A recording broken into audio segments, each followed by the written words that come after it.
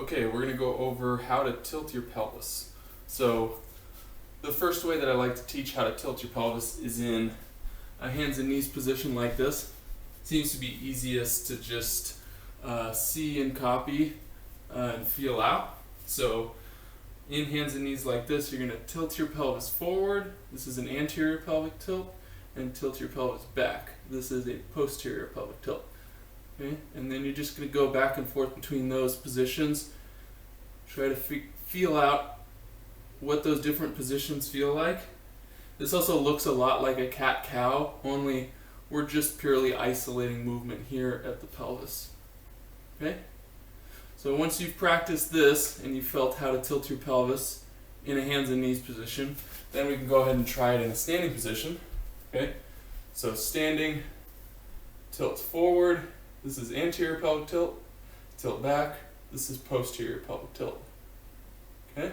And then practice from a standing position. Okay? Now once you've felt it out in a standing position, we could try it in one more position, and that's on your back. Okay? So like this. And it'll be harder to see what I'm doing here, but this right here is an anterior pelvic tilt. So I'm tilting forward, and this is a posterior pelvic tilt. You'll know if you're in a posterior pelvic tilt if your lower back is flush with the ground. You want no space at all. You shouldn't be able to slide your hand under your lower back at all. Okay? So just going and practicing those two positions here. Okay? And it's super important to understand how to tilt your pelvis because, for example, like different exercises, you want to have your pelvis tilted in different ways. So, for example, in this position here, if we were to do something like a leg lift exercise, then you want to make sure that you're in a posterior pelvic tilt, or you're tilted back and your lower back stays flat, flush with the ground the entire time. That's going to protect your lower back and make sure that your abs are actually doing the work here instead of putting a ton of tension in your lower back. Okay? Another example is something like a deadlift.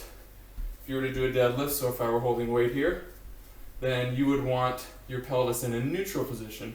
So to find that neutral, you can tilt forward, you can tilt back, and then find right in the middle there.